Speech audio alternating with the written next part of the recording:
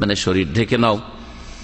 ওয়াল হাকিবে আহলেকে, এবং তোমার পরিবারের কাছে তুমি চলে যাও, পরিবারের সাথে মিলিত হও। শব্দ লাহিকায়াল হাকো মানে হচ্ছে মিলিত হওয়া।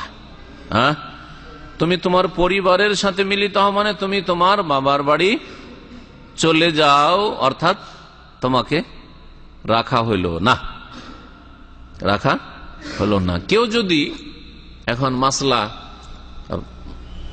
এই মাসলা রেখে একটা মাসলা, যখন ইলহাকি শব্দ আসলো, এই পরিভাষাটা আরবরা ব্যবহার করেছেন, আমাদের দেশে ব্যবহার করা হয়, এইরকম কাছাকাছি বাক্য ব্যবহার করা হয়।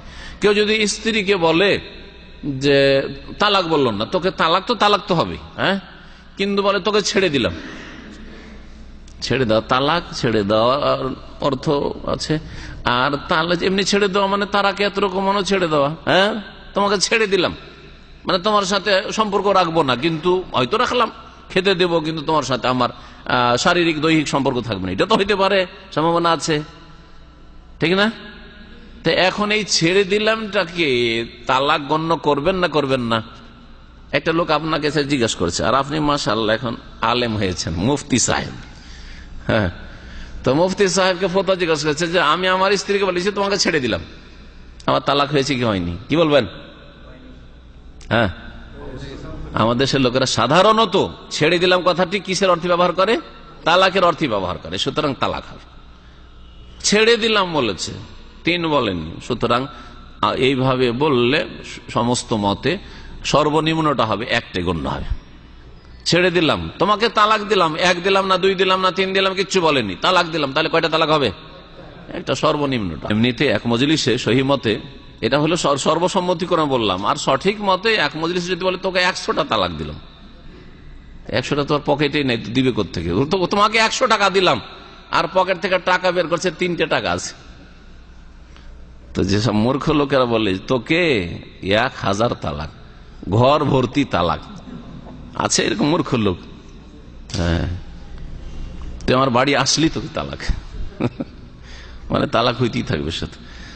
মূর্খতার শেষ নেই তালাকের ক্ষেত্রে। আরো যারা বলতো, এই ফোকাহারা এইসব এই জন্য উল্লেখ করেছেন, ঘর ভর্তি তালাক, একবারে ঘরে যত তালাক আসে। তো এইরকম যদি তালাক দেয় তো কয়টা তালাক আছে? ওকে পুঁজি তো 3টে। সঠিক মতে এক মজলিসে এক ভাষা একসাথে দিলে 1টে হবে, কিন্তু মাসলায় বড় ইখতিলাফ রয়েছে। তবে শুধু বিবি বাঁচানোর জন্য না, হয় কোরআন সুন্নাহর রাস্তা আসলে সবটাই ক্ষেত্রে আসতে হবে, আর শুধু বিবি বাঁচানোর জন্য অন্যদের একটা ফতোয়া নিয়ে এলাম, আর নামাজের ক্ষেত্রে আবার নামাজ তো ছাড়লাম না, বিদাত ছাড়লাম না, এটা চলবে না। আবার এটা সুবিধাবাদী মুসলমান। আর একটা পরিভাষা আমাদের দেশে আছে, যা তোকে রাখবো না তোকে বললো, হ্যাঁ, এতে তালাক হবে কি হবে না? হ্যাঁ, একই, কোনো পার্থক্য নাই। এই ইন্নামাল আমাল বিনিয়ত, রাখবো না মানে যদি নিয়ত করে যে এটা দিয়ে তালাক, তাহলে তালাক। যদি নিয়ত না করে, ওকে একটু ধমকাবার জন্য বলছে, আসলে ওকে রাখবো না মানে বাড়িতে রাখবো না, যা, কিন্তু তোকে আমার মানে স্ত্রী হিসাবে রাখবো না, এটা নিয়ত করিনি যদি বলে, তো ওর হিসাব লেনে অন্তরে আল্লাহ পাক রাখবো, ইন্নামাল আমাল বিনিয়ত। হ্যাঁ, যা তোর বাপের বাড়ি চলে যা, এল হাকিবে আহলেকে, আমাদের না, তোর বাবার বাড়ি যা, তোর ভাইয়ের বাড়ি যা, আমার বাড়ি থাকবি না তুই, আজকে থেকে আমার বাড়ি থাকতে দেবো না তোকে। তালাক হবে না? হবে না। নিয়তের, এগুলোকে বলা হয় কেনাই, তালাকে সারি এবং তালাক কেনাই। তালাকের ইনশাআল্লাহ আলোচনা আসবে, তখন আরো বিস্তারিত আসবে। স্পষ্ট তালাক যা তালাকের অর্থ বহন করে, আর অস্পষ্ট তালাক সেখানে নিয়ত শর্ত। যদি নিয়ত ছেড়ে দেওয়ার, তালাক দেওয়ার করে থাকে তাহলে তালাক হবে, আর তালাক দেওয়ার যদি না করে থাকে নিয়ত, তাহলে তালাক হবে না। নবী করিম সাল্লাল্লাহু আলাইহি সাল্লাম আরবরাও ইলহাকিবে আহলেকে, তোমার বাবার বাড়ি চলে যাও, এটা ছেড়ে দেওয়ার অর্থে, তালাক দেওয়ার অর্থে ব্যবহার করেছো।